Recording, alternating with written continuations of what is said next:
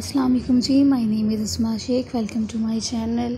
तो आज एक और टॉपिक पे बात कर लेते हैं। हम बात करेंगे मोहम्मद शाह रंगीला के बारे में। मोहम्मद शाह रंगीला एक मुग़ल बादशाह था जो 1719 में मोर के तख्त पर चढ़ा, जिस पर इसने 1748 में अपनी वफ़ात तक कब्ज़ा किया।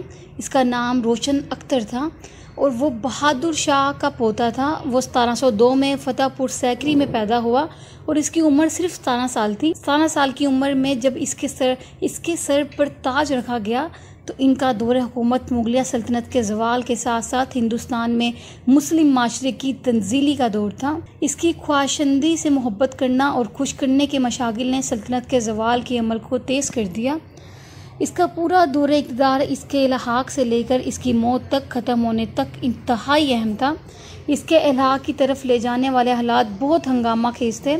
असल हंगामा आराई इस वक्त के किंग मेकर्स सैयद बरादरान के ज़रिए इंजीनियर और कंट्रोल की। सैयद बरादरान ने मुग़ल शहंशाह फ़र्रुख सियार को माजूल करके कैद कर दिया जो इनके हाथों अंधा हो गया था। बाद में इसके कज़न रफ़ीउद दरजात को शहंशाह बनाए जाने के बाद इसे फांसी दी गई। दरजद बहुत कमज़ोर था और इसका जिस्म कीड़ा खाया हुआ था जो ज़्यादा देर तक ना चल सका और चंद माह बाद ही इसका इंतकाल हो गया। इनकी वफ़ात के बाद इनके कज़न रोशन अख्तर को शहंशाह बनाया गया जो तारीख में मोहम्मद शाह रंगीला के नाम से मशहूर हुए।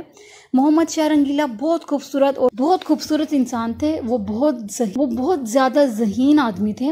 जब तक सैयद बरादरान जिंदा रहे इन्होंने कभी आज़ादाना बर्ताव की कोशिश नहीं की। वो अपनी उम्र का आदमी था जो वाकई हदूद और ताकत को समझता था। सैयद बरादरान ने इसे सख्त चेकिंग में रखा जिसकी वजह से वो इनसे छुटकारा पाने के लिए पुरज़म हो गया।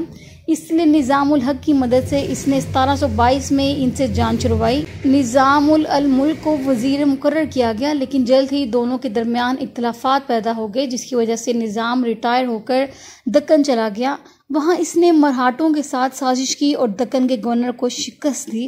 कहा जाता है गवर्नर को शिकस्त देने के बाद वो 1725 में नई तख्लीक शुदा आज़ाद रियासत हैदराबाद का हुक्मरान बन गए। मोहम्मद शाह रंगीला का दौर वो दौर था जिसमें सल्तनत के इन्हातात का अमल सही मायनों में शुरू हुआ। इस दौर में बंगाल, ओध और जनूबी हिंदुस्तान जैसी कई आज़ाद और नीम आज़ाद रियासतों के अरूज और काबिल के टूटने का मुशाहदा किया गया। इस तरह बिखरने वाले ग्रोहों को मुगलिया सल्तनत की बढ़ती हुई कमज़ोरी से ताकत और हौसला मिला। मरहटों ने मुग़लों के साथ एक तवील जंग शुरू कर दी जिससे मरहटा मुग़ल जंग जो कि 1725 से 1762 तक के नाम से जानी जाती है, जो मौत की घंटी साबित हुई। पंजाब में भी सिखों ने मराठों के साथ हाथ मिलाकर एक आज़ाद इलाका बनाया। मरहटों ने मुग़लों को मगलूब कर दिया और यहाँ तक कि 1738 में दिल्ली में दाखिल हो गए, जिसे बाजी राव ने मोहम्मद शाह की मवाफिक शर्त के बाद ही छोड़ने पर रजामंदी जाहिर की। एक और अहम वाक़या है, कहा जाता है 1739 में नादिर शाह का हमला था। इससे कबल फारसी खाना जंगी के दौरान निज़ाम की तजवीज़ को रंगीले ने सफ़ियों की मदद के लिए ठुकरा दिया क्योंकि इसकी पॉलिसी महदूद दस्तयाब वसाइल की वजह से पुरअमन अनखला की थी। मुग़ल फ़ौज मुकम्मल इंतशार का शिकार हो गई थी। इसके नतीजे में जब नादिर शाह हिंदुस्तान पर हमला किया तो वो करनल की लड़ाई में मुग़ल फ़ौज को आसानी से शिकस्त देने में कामयाब हो गया, जिसके बाद दिल्ली की बेमिसाल लूटमार हुई। नादिर शाह खजाना और मोर का तख्त अपने साथ ले गया। इसने मुग़ल सल्तनत को नामर्द और मुकम्मल सरने का खतरा छोड़ दिया। ये खोई हुई शान और शौकत और ताकत को बहाल नहीं कर सका। इन हालात ने अहमद शाह अब्दाली को 1748 में हिंदुओं पर हमला करने पर उकसाया, लेकिन सरहंद में इनकी जांच पड़ताल की गई। ताहम ये कारनामा मोहम्मद शाह के साथ ज़्यादा देर कायम ना रह सका, जो इसके बाद जल्द ही इंतकाल कर गए। मोहम्मद शाह ने तो रईसों और मजहबी अशरफियों पर भरोसा करता था जिन्होंने औरंगज़ेब के दौर में शराफत की जगह ले ली थी। इसकी रूह शराब, मौसीकी और शायरी पर परवान चढ़ी और मजहबी अशरफियाँ की शदीद नापसंदगी थी। इसलिए इसने एक नई अशरफियाँ तख्लीक की जिसे दानिश्वर अशरफियों के नाम से जाना जाता है, जो फ़न और अदब के आदमी थे। ऐसे लोग मुग़ल दरबार में पहले भी मौजूद थे लेकिन इन्हें महज तफरीह समझा जाता था, लेकिन अब इनकी हैसियत और बढ़ गई थी।